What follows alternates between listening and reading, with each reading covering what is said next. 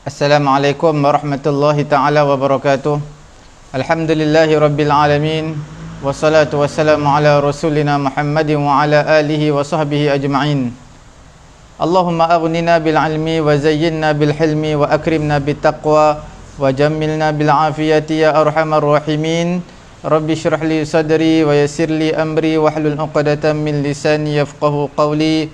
Rabbi yassir wa la tu'assir wa tammim bil khair. Wa bika nasta'in wa la hawla wa la quwwata illa billahil aliyyil azim. Alhamdulillah tuan-tuan puan-puan dirahmati Allah, kita berada dalam asas pengajian usulul fiqh dalam membincangkan masih lagi dalam al-mahkum fih. Bukan al-mahkum fih tapi al-mahkum alaih, yang mengenai dengan mukallaf. Dan di sana ada disebutkan awarid, beberapa halangan yang terhalang untuk seorang mukallaf lakukan ibadat. Hari ini kita bincang mengenai dengan al-awarid min haitsu ta'thir fi ahliyatil ada. Dari segi ahliyatul ada, untuk menunaikan kelayakan untuk menunaikan sesuatu ibadat telah terhalang. Tuan-tuan, dalam masalah ini dia ada 3 pecahan. Yang pertama, dia menghilangkan secara keseluruhannya. Hilang ahliyatul ada ni keseluruhan.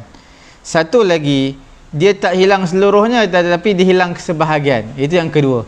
Yang ketiga, tuan-tuan, dia tidak menghilangkan ahliyatul adab dan tidak mengurangkannya, tetapi dia ada qaid. Qaid ni maksudnya ada, dia tak secara mutlak, makna dia ada batasan dia. Okey, tuan-tuan puan-puan dirahmati Allah, kita lihat ada awarid, al-awaridu, halangan-halangan ataupun mawani' yang menghilangkan ahliyatul adab, kelayakan seseorang untuk menunaikan sesuatu perintah yang ditaklifkan oleh Allah Subhanahu wa taala.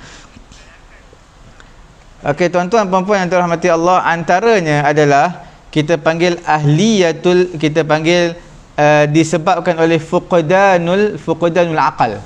Tidak ada akal, tak berfungsi, tak akal, gila. Jadilah pada ketika itu dia adimul ahliyah, tak ada apa pun kelayakan untuk dia yang ditaklifkan oleh Allah Subhanahu wa taala. Dari segi tasarrufnya tidak diambil kira, penggunaan hartanya, dari segi ibadatnya semua tidak diambil kira, seolah-olah dia adalah kanak-kanak yang tidak mumayyiz. Cuma tuan-tuan puan-puan dirahmati Allah, dalam bab hilang akal ni dia ada 2 jenis. Satunya dengan hilang akal yang berterusan. Contoh seperti gila. Jadi bila orang gila, dia memang tak ditaklifkan apa-apalah. Cumanya nak bagi tahu, sekiranya dia sedar daripada kegilaannya, maka dia jadi mukallaf seperti biasa balik. Okey. Jadi bila dia gila selama 50 tahun, lepas 50 tahun dia sihat, adakah perlu qada? Yang sebelum ni dia gila tak perlu qada. Apa yang sebelum ni pada zaman kegilaannya tidak perlu diqada apa-apa ibadat. Satu lagi jenis gila, tuan-tuan puan-puan yang dirahmati Allah, dipanggil gila yang muaqqat. Apa itu gila muaqqat? Iaitu gila ni bukan gila tetapi hilang akal yang muaqqat. Apa dia? Macam tidur, koma, pengsan, terlupa. Itu semua hilang akal juga, tetapi bukanlah bermaksud hilang akal sampai dia tak boleh, tidak waras. Masih lagi waras, cumanya kita katakan dia telah fuqdanul aqal.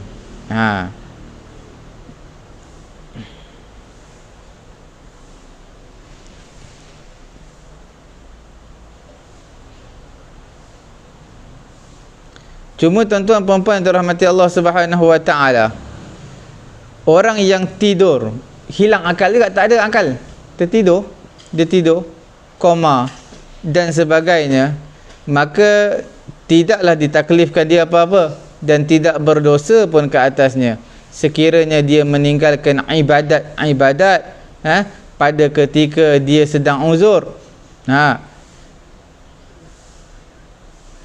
Okey, tidak berdosa. Tapi harus diingatlah tuan-tuan, bila dalam masalah ini hukumnya adalah wajib qada bagi tidurlah, tidur. Sebab itu Nabi SAW bersabda, idza nasiya ahadukum, apabila salah seorang di kalangan kamu terlupa untuk solat, idza nasiya ahadukum salatan au nama anha, terlupa ataupun tidur, falyusalliha idza dzakaraha, maka hendaklah dia sembahyang bila dia teringat. Ini al-ighma' tak termasuk tuan-tuan. Al-ighma', ighma' ni maksud pengsan, koma tak termasuk di sini. Jadi yang termasuk di sini apa? Dua je sebenarnya, bukan tiga ni, dua. Apa dia? Iaitu tidur dan juga terlupa. Sebab dalam hadis, literal daripada hadis ni, idza nasiya ahadukum salatan aw nama anha falyusalliha idza dzakaraha, sebut dua je.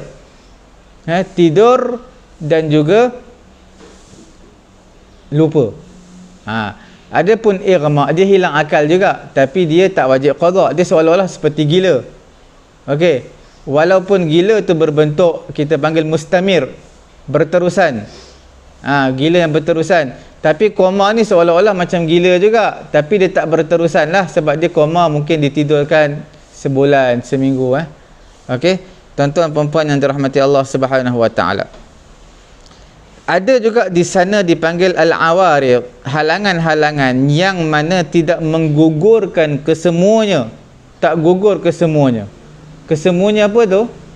Tidak menggugurkan kesemua taklif yang Allah Ta'ala berikan kepada dia, tapi menjadi kurang saja. Contoh tuan-tuan, al-ma'tuh yang kita bincang sebelum ni, al-ma'tuhu, ma'tuhun, iaitu yang mana tak sampai ke tahap gila lagi, tapi dah macam nak ke arah kegilaan lah, percakapan dia, perbuatan dia, tapi tak sampai tahap gila lagi kita tengok. Jadi dia ni kita panggil dia dhaiful idrak. Dia bukan fuqdanul idrak, dia bukan hilang terus akal. Dia ada, tapi dia jadi lembab, lemah, jadi macam tak berfungsi akal dia. Tapi masih ada lagi fungsi dia tu. Dia masih tamyiz, masih lagi tahu kotor, bersih, cuma dia nak hampir kepada tahap kegilaan. Maka untuk orang seperti ini, tuan-tuan perempuan yang dirahmati Allah, maka hendaklah dia menunaikan apa yang ditaklifkan, diperintahkan oleh Allah Ta'ala kepada dia.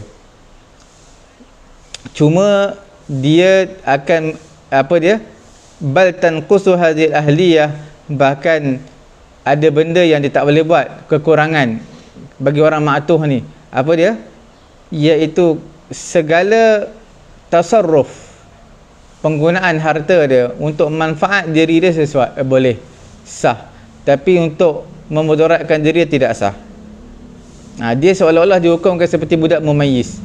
Budak yang mumayyiz ni, okey, semua boleh, tapi ada benda yang tak boleh. Untuk dia melabur, invest harta tak boleh, nak bagi sewa tak boleh, bagi pinjam tak boleh, semua tak boleh.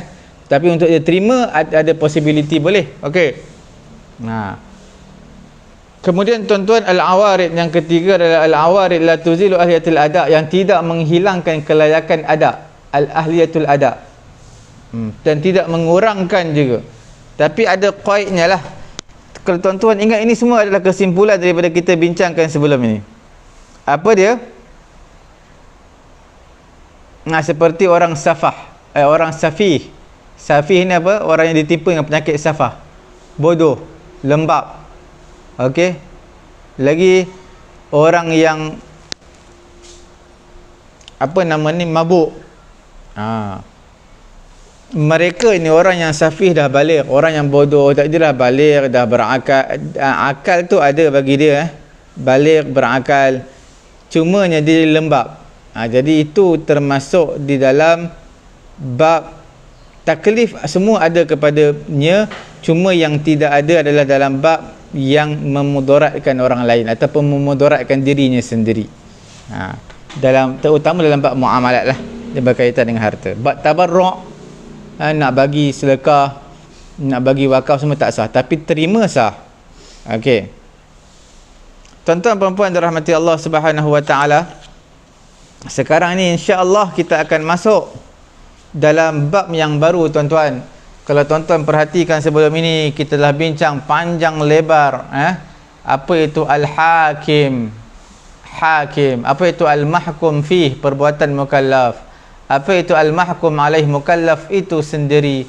Dan juga al-hukmu syar'i, al-ahkam syar'iyah, hukum hakam syara', harus, mubah dan sebagainya, harus, haram, sunat, wajib, semua ada hukum taklifi, dan di sana juga ada hukum wad'i.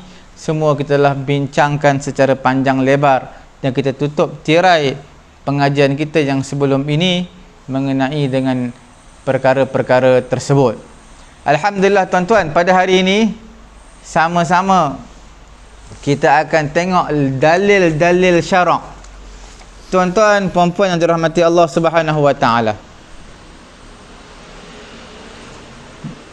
bila sebut tentang dalil syarak ni, tasyri' al-islami as-samawi al-usuli, jadi Allah Ta'ala menjadikan Islam ni sebagai asas pensyariatan.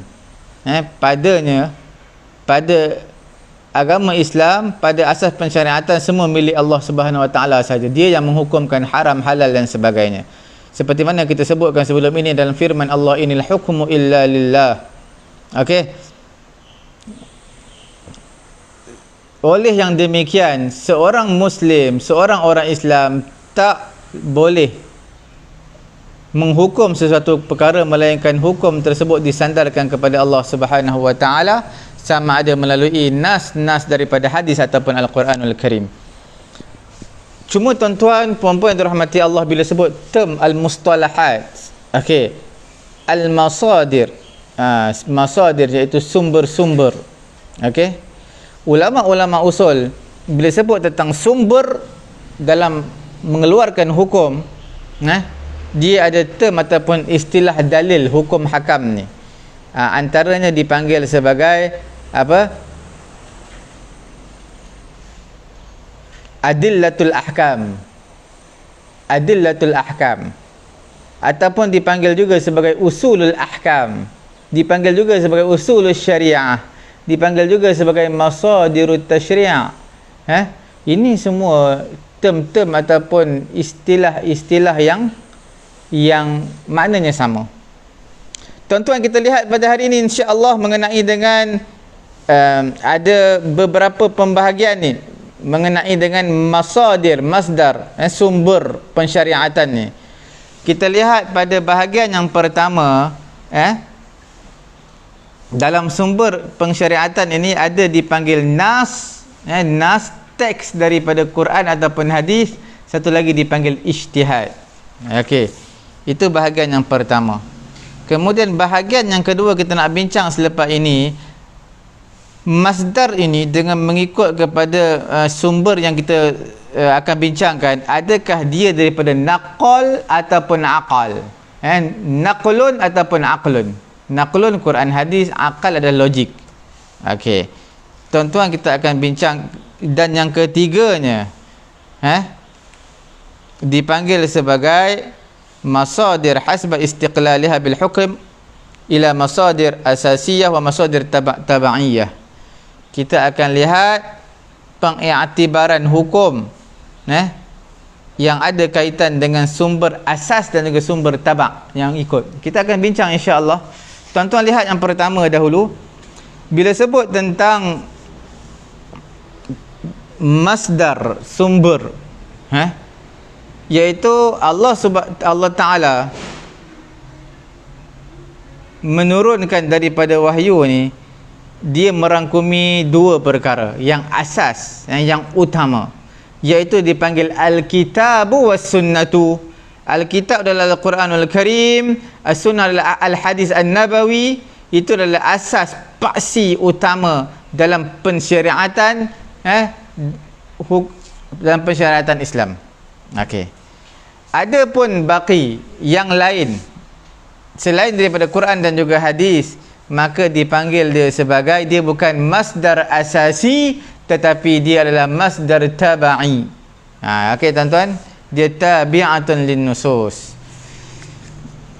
Okey, ataupun dipanggil mubayyinatun lin nusus, iaitu menerangkan, menjelaskan apa yang teks daripada Quran nak, teks daripada hadis nak. tuan-tuan bila sebut tentang masdar al-ahkam, okey, masadirul ahkam. Apa itu masadirul ahkam? Iaitu sumber hukum hakam. Sama ada melalui nas. Nas ini adalah melalui perantaraan wahyu daripada Allah Subhanahu wa taala, sama ada melalui nas dipanggil lafaz dan makna. Yang datang lafaz dan makna. Sama lafaz dan makna itu dipanggil Quran. Yang datang dengan cara wahyu tetapi sama dari sudut makna sahaja, tidak lafaz, itu dipanggil hadis an-nabawi. Okey tuan-tuan puan-puan yang dirahmati Allah. Ataupun yang ketiga dipanggil apa yang nas menyeru sesuatu yang nas seru kepadanya. Apa dia tu? Iaitu satu wasilah perantaraan yang mana syari' Allah Ta'ala isyaratkan, supaya berpeganglah dengan perkara tersebut untuk memahami nas, kemudian tatbikkan, adaptasikan dia di dalam perkara-perkara yang nas tak sebut. Itulah dipanggil dia ijtihad. Tuan-tuan faham apa yang datang? Dia ada dua je sebenarnya. Yang datang dipanggil masdar asasi, iaitu Quran dan juga hadis. Yang selain daripada itu dipanggil masdar tabai, yang mengikut saja, yang menjelaskan. Dan ada yang ketiga, kita sebut dia sebagai untuk kita faham Quran dan juga hadis. Okey, untuk kita faham Quran dan juga hadis, tak dapat tidak tuan-tuan, dia ada perantaraan yang mana syari' Allah Ta'ala isyaratkan untuk berpegang dengan perkara tersebut. Contohnya, kita tak boleh nak faham Quran, hukum hakam, hadis dan sebagainya, melainkan ada isyarat, ada petunjuk pada pimpinan daripada ulama melalui kaedah tertentu. Itulah dipanggil mengaplikasikan sesuatu masalah dengan sesuatu hukum, maka itulah dipanggil sebagai ijtihad. Tuan-tuan, okey, hadis Muaz bin Jabal yang masyhur, inilah adalah kita panggil dalil yang paling jelas yang kita bincangkan pada awal-awal dulu tu. Apa dia? Iaitu hadis yang menunjukkan dalil-dalil syarak. Yang pertama, Nabi kata nak hukum dengan apa ni Muaz? Bila satu masalah, hukum dengan kitab Allah. Kalau tak ada dalam kitab Allah, hukum dengan menggunakan hadis Nabi. Kalau tak ada juga, adalah dia kata apa? Ijtihad. Gunakan dengan ar-ra'i. Okey. Ar-ra'i makna pandangan ataupun ijtihad dia. Tuan-tuan, Quran dan juga hadis di sisi sebahagian di kalangan ulama, seperti mana pendapat daripada Imam Syafi'i dan juga Imam Ahmad bin Hanbal, Quran dan juga hadis adalah fi maqamin wahid, iaitu pada level yang satu. Apa maksud pada level yang satu? Iaitu Quran tak dapat tidak perlukan hadis, hadis perlukan Quran. Tak boleh nak faham Quran melalui dengan hadis, tak boleh faham hadis kena dengan Quran. Okey, tuan-tuan puan-puan, kita panggil lazim malzum. Tuan-tuan perempuan yang dirahmati Allah Subhanahu wa taala, Quran ini datangnya secara ijmal, secara kasar, datang macam tu je.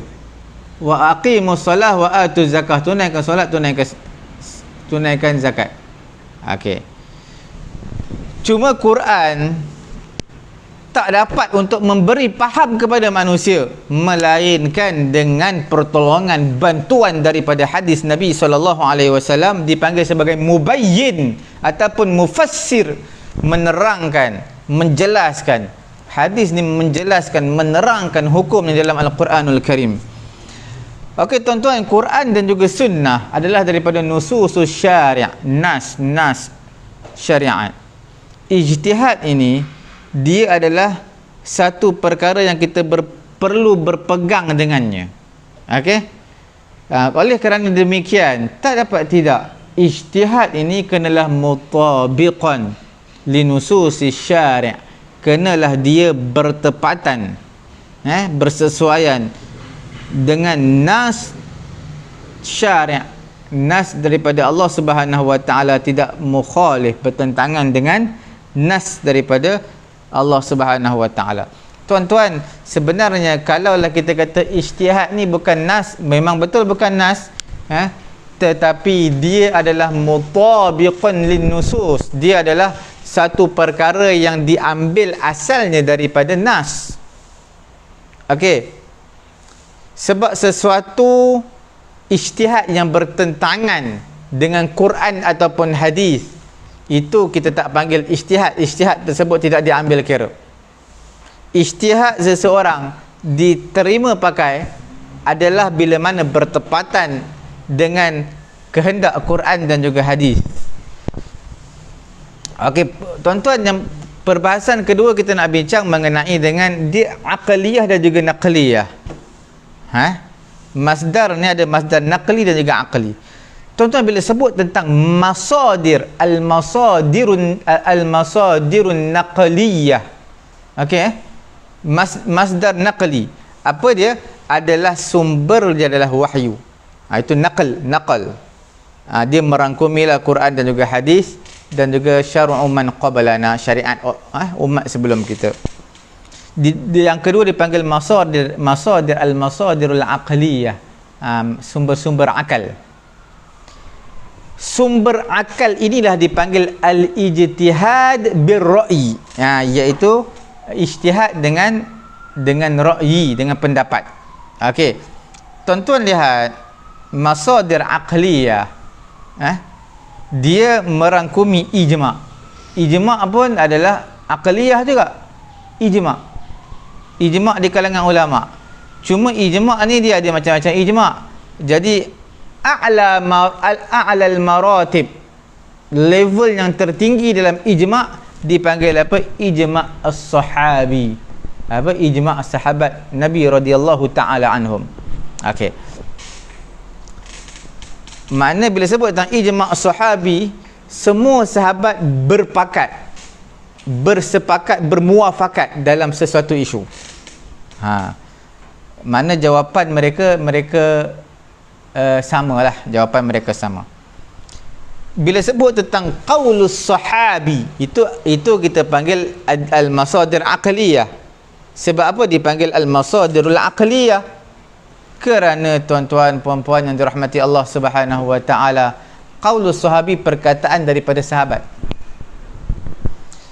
Bila sebut perkataan di kalangan sahabat, bila mana mereka ada ikhtilaf, mereka ada tak setuju satu isu, tak setuju terhadap jawapan sesuatu isu, jadi apa yang mereka akan bagi pendapat mereka yang bertentangan dengan pendapat sahabat-sahabat yang lain. Kalau tidak ada ikhtilaf, itu dipanggil ijma' as-sahabi. Kalau ada ikhtilaf, tak dipanggil ijma'. Dan dipanggil qaul sahabi, pendapat sahabat Nabi, pendapat sahabat Nabi sekian, pendapat sahabat Nabi sekian. Nampak? Satu lagi dipanggil uruf. Uruf ini satu perkataan yang selalu didengari, dan dia juga adalah satu paksi utama dalam syarak. Uruf. Contoh, tuan-tuan semayang, tuan-tuan tak sah kalau baju tuan-tuan ada darah yang banyak. Banyak tu macam mana? Kita nak tahu kadar banyak tu macam mana. Semayang tuan-tuan sah kalau darah tu sikit. Sikit tu kadarnya macam mana? Itulah dipanggil uruf. Tengok kepada uruf. Uruf orang kata ni banyak, ni banyak. Uruf orang kata ni sikit, ni sikit. Nampak? Mattafaqu alaihi mujtama' ala ra'yin aw amal. Makna sesuatu masyarakat itu mereka sepakat ke atas satu pendapat sekian ataupun satu perbuatan sekian. Contohnya uruf, kita kata benda ni banyak ni. Kalau tanya masyarakat dia kata banyak, tanya masyarakat dia kata sikit. Jadi itulah dipanggil uruf. Okey tuan-tuan, ini semua adalah al-masadir aqliyah. Termasuk juga adalah wasailul ijtihad, wasilah perantaraan ijtihad birra'i yang berbeza-beza. Apa perantaraan ijtihad? Ada yang menggunakan qiyas, ada menggunakan istihsan, ada menggunakan istislah, ada dipanggil masalih mursalah, ada dipanggil sadduz dzara'i', ada dipanggil istishab. Semua ini semua golongan kumpulan-kumpulan yang saya sebutkan tadi adalah dipanggil al-masadirul aqliyah. Okey, tuan-tuan dan puan-puan yang dirahmati Allah Subhanahu wa taala.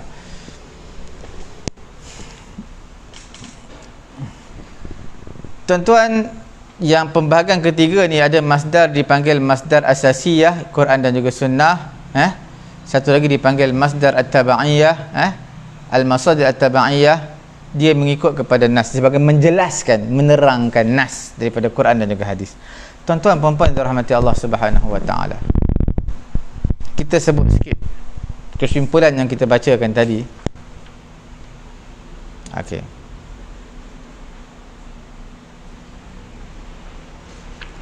Apa dia?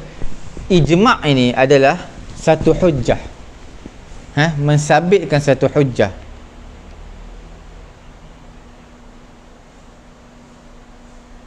Macam mana dia ijma' ni satu mensabitkan satu hujjah, dia adalah satu hujjah. Diambil daripada mana? Diambil daripada dalil nas juga. Macam nak ijma' satu perkara yang tak ada nas. Okey? Boleh, tetapi selalunya ada nas. Ada juga yang tak ada nas, ulama ijma'. Okey. Yang keduanya adalah qiyas. Qiyas ni maknanya hujjah juga, menyamakan satu hukum dengan hukum yang tidak ada nas. Menyamakan, mensamakan. Apa itu qiyas? Mensamakan sesuatu hukum yang tidak ada nas, tidak ada Quran dan juga hadis, mensamakan satu hukum yang tak ada Quran, tak ada dalil Quran ataupun hadis dengan satu hukum yang ada dalil Quran dan juga hadis. Ini tak ada dalil Quran, hukum ni ada dalil Quran, kita samakan ini dengan ini, tapi kita kena tengok kepada illah, lihat kepada illat. Satu lagi istihsan. Istihsan ni dia ada yang menafikan, ada yang mensabitkan, tuan-tuan. Contohnya adalah tarjih aqwa dalil lain bin nasi hujjah wal istihsan bil qiyas hujjah. Okey. Mentarjihkan antara dua dalil yang kuat ni. Kita kata ni dalil hadis sahih, ni hadis sahih, mentarjihkan salah satu daripada dua, itu dipanggil sebagai istihsan. Okey. Makna menyatakan ini adalah kuat, lebih kuat berbanding ini. Itu tarjih. Menyatakan ini adalah lebih kuat berbanding ini.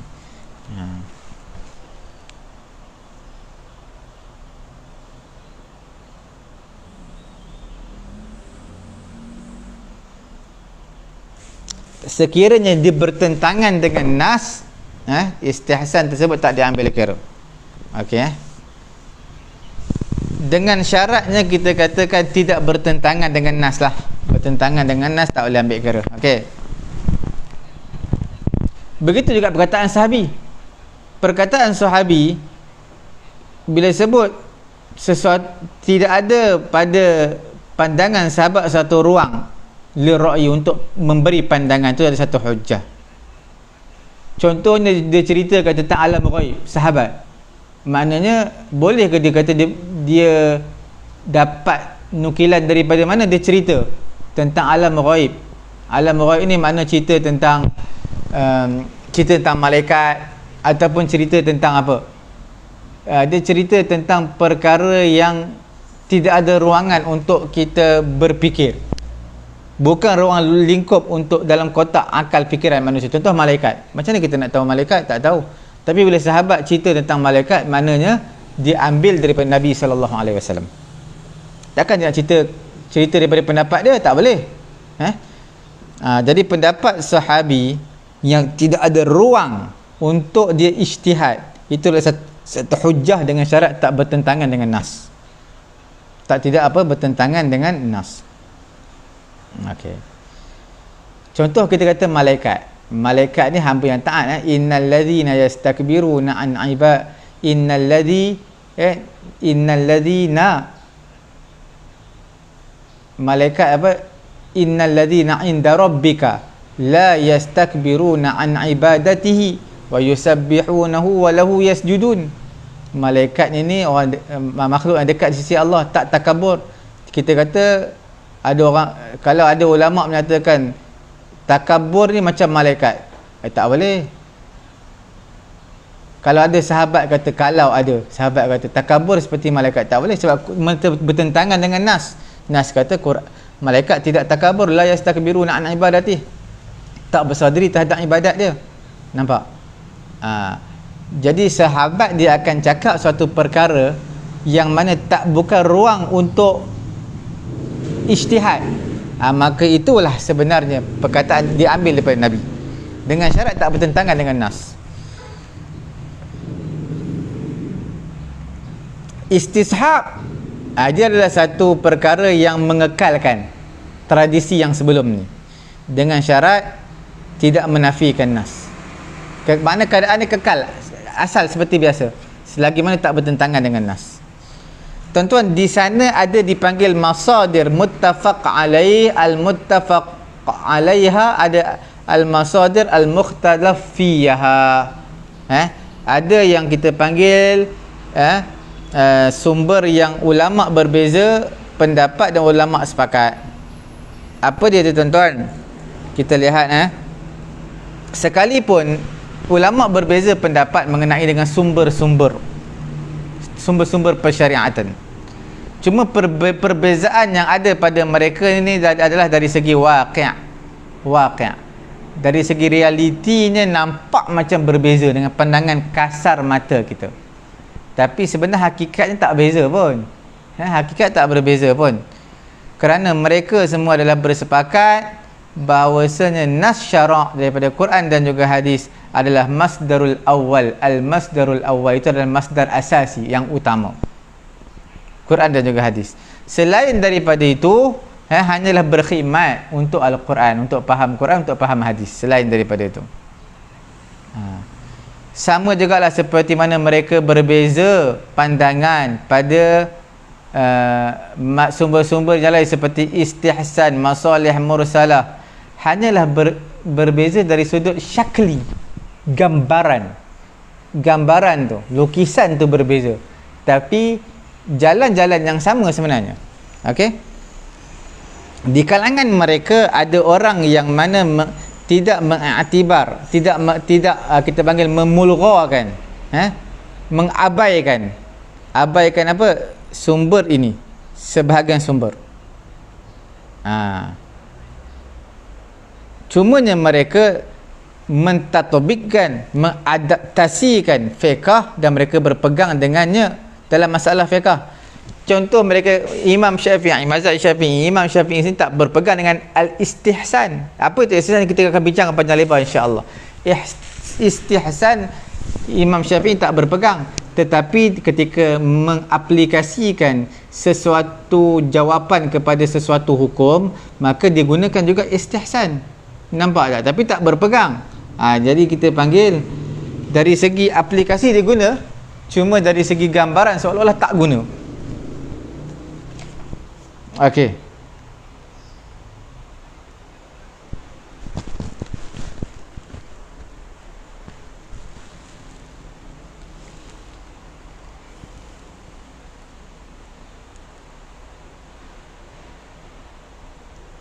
Tuan-tuan lihat,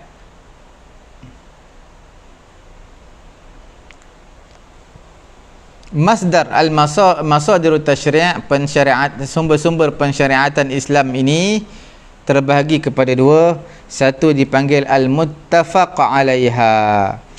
Tuan-tuan, muttafaq alaiha ni apa dia? Yang saya bagi tahu tadi, di sisi semua ulama mereka sepakat. Cuma al-muttafaq alaiha ni ada dua. Satu yang sepakat semua ulama, seperti Quran dan juga hadis, itu memang semualah, bukan majoriti, semua ulama. Jadi semua ulama mereka berpegang kepada Quran dan juga hadis, dan mereka menjadikan Quran dan juga hadis sebagai hujjah. Siapa yang tak berpegang kepada Quran ataupun hadis maka kafir.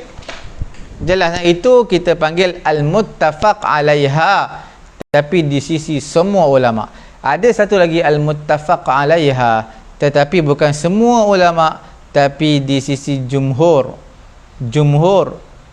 masdar ini majoriti di kalangan ulama semua sepakat. Apa dia? Iaitu al-ijma' wal qiyas. Al-Quran, hadis, ijma', qiyas, semua ulama sepakat. Bukan semualah, majoriti di kalangan ulama. Sebab di sana ada yang menolak qiyas, seperti Daud Al-Zahiri. Ijma', Daud Al-Zahiri hanya menerima ijma' di kalangan sahabi sahaja, sahabat. Nampak? Jadi di sini sesungguhnya tuan-tuan puan-puan yang dirahmati Allah, majoriti di kalangan ulama mereka mereka menyatakan apa? Mereka sepakat, iaitu hujjiyatul ijma'. Ijma' adalah satu hujjah, ijma'. Melainkan Mu'tazilah dan juga sebahagian di kalangan Khawarij. Sebahagian di kalangan Khawarij dan juga Mu'tazilah, mereka tidak berpegang kepada ijma'. Okey?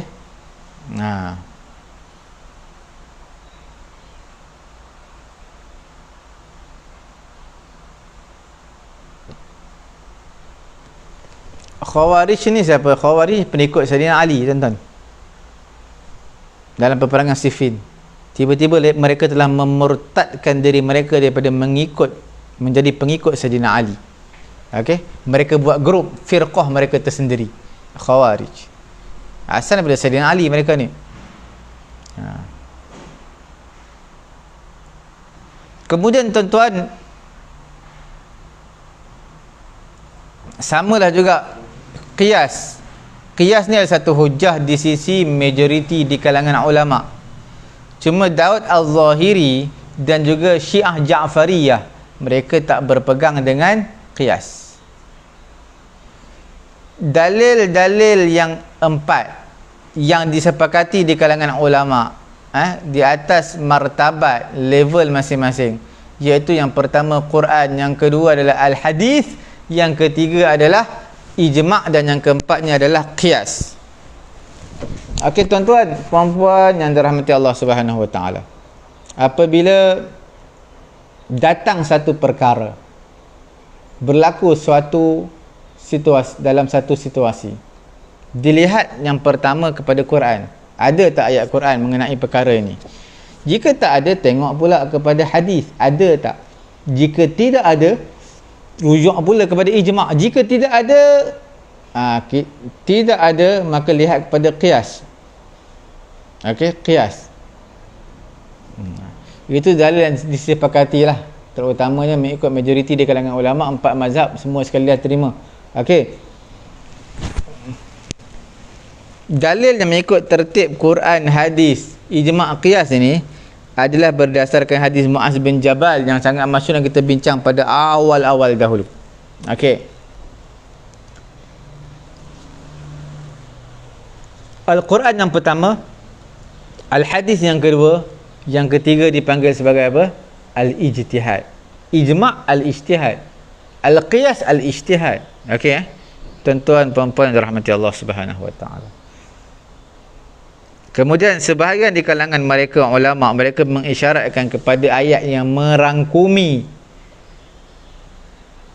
penerangan dalil-dalil ini, berpegang dengan Allah dan juga hadis, kitab Allah, hadis dan juga ijtihad. Allah Ta'ala menyatakan dalam surah An-Nisa ayat 59, Ya ayyuhalladzina amanu ati'u Allah wa ati'u Rasul. Ati'u Allah wa ati'u Rasul wa ulil amri minkum.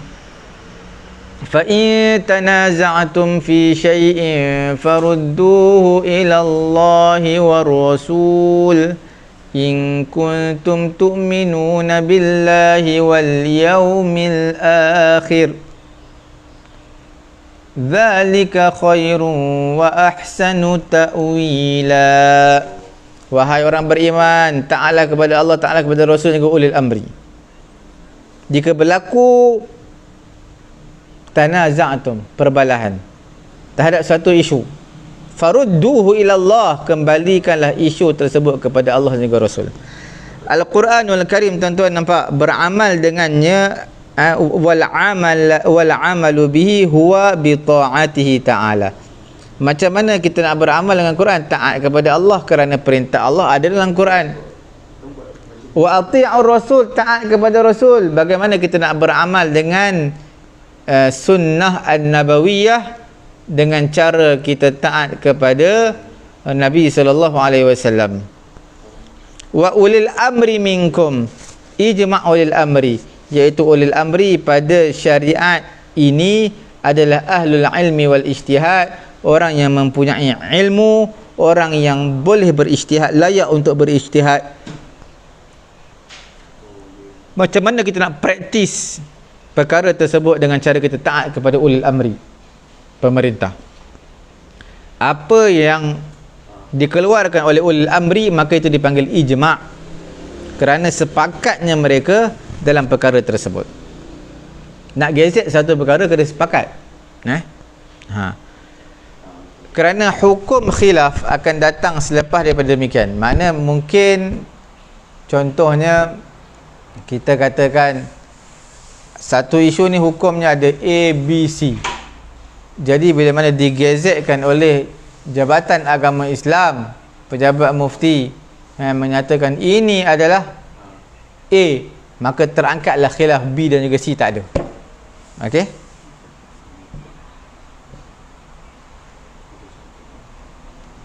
Fa in tanaza'tum fi syai'in farudduhu ila Allah. Okey, farudduhu ila Allah war Rasul. Sesungguhnya sahabat telah ittifaq pada banyak masalah, dan ittifaq mereka dipanggil ijma'. Ijma', itulah kita panggil a'lal maratib fil ijma'. Maratibnya, level yang tertinggi pada ijma'. Ijma' sahabi. Dan seterusnya ijtihad. Ijtihad ini adalah arudul masail al-mutanazi'ah fiha ala al-qawaid al-kulliyah wal ahkam al-'ammah al-ma'mulah fil Quran wa sunnah bituruqin wa wasail mukhtalifah. Satu jalan perantaraan untuk faham Quran dan juga hadis. Dia ada kaedah kulliyah, kaedah 'ammah. Kita gunakan kaedah 'ammah ini, kaedah kulliyah, untuk kita faham teks daripada Quran dan juga hadis. Contoh seumpama qiyas, istihsan dan sebagainya. Tuan-tuan puan-puan yang dirahmati Allah Subhanahu wa taala, kita lihat di sini empat mazhab, Maliki, Hambali, Syafi'i dan juga Hanafi. Keempat-empat mazhab semua menerima Quran, sunnah, hadis Nabi dan juga ijma' dan qiyas. Empat perkara.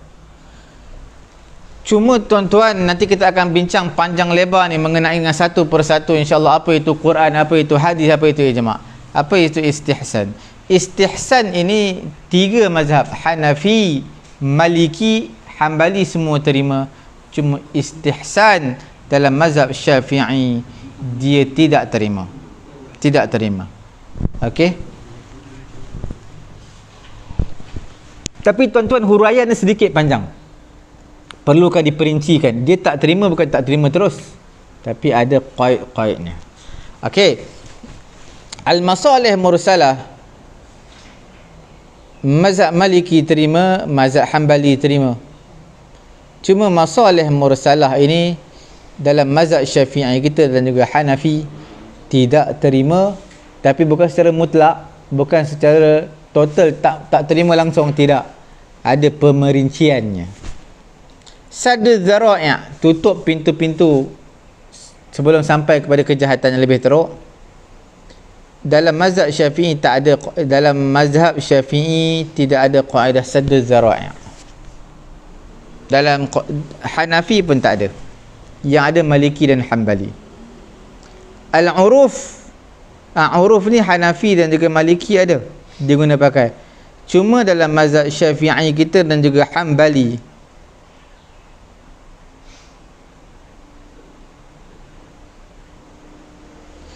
dia ambil kira uruf, tapi dia tak jadikan dia sebagai masdar, sebagai sumber pensyariatan. Dia tak jadikan sebagai sumber, tapi mereka mengambil kira uruf, tapi mereka tak jadikan sebagai masadir tasyri'. Ijma' ahlul Madinah, semua mazhab, empat mazhab tu semua tak terima, melainkan mazhab Maliki saja yang terima. Okey, qaulus sahabi, semua mazhab terima, mazhab Syafi'i tak terima. Sebab tu setiap apa perbuatan sahabat buat, contoh yang pendapat sahabat yang individu lah, dia buat, maka sebab kita tak boleh jadikan sebagai hujah. Sebab setiap perbuatan, setiap perkataan sahabi tidak boleh menjadikan suatu hujah, tak boleh dijadikan sebagai hujah. Boleh? Berbeza dengan mazhab yang lain. Syar'u man qablana, semua mazhab tak terima, melainkan mazhab Hanafi. Syar'u man qablana ni pensyariatan umat sebelum kita. Mazhab Hanafi boleh terima tapi ada pemerinciannya. Okey. Dan yang terakhirnya adalah istishab, yang tak terima pakai langsung. Istishab adalah ulama Hanafi, yang lain semua terima, tapi ada perlu ditekuni pemerincian dalam mazhab masing-masing. Tuan-tuan, bila sebut tentang masadir mukhtalaf fiha, sumber-sumber yang berbeza pendapat, okey, mukhtalaf, maknanya majoriti di kalangan ulama mereka tak sepakat untuk mengambil dalil daripadanya. Ada sebagai kalangan ulama mengingkari mengambil istidlal, dalil daripadanya dengan menggunakannya, dengan menggunakan kaedah ataupun usul ni. Okey, jadi di antaranya adalah istislah sadd az-zara'i' ijma' ahlul Madinah, dan yang kita sebutkan semua yang panjang tadi. Okey tuan-tuan, puan-puan yang dirahmati Allah Subhanahu wa taala.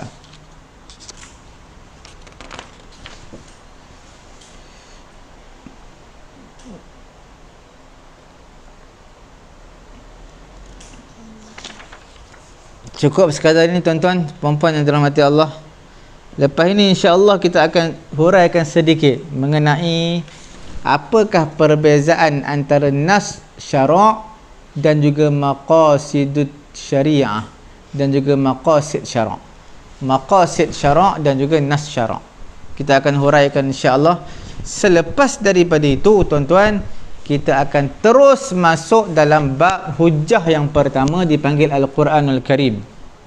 Kita akan hurai apa keistimewaan Quran. Kita akan hurai insya-Allah perbezaan antara hadis qudsi dan juga hadis nabawi. Kita akan hurai hujjah Al-Quran. Semuanya kita akan hurai satu persatu insya-Allah taala. Tuan-tuan yang mengikuti, terima kasih mengikuti pengajian kita Asas Usulul Fiqh pada pagi yang mulia ni.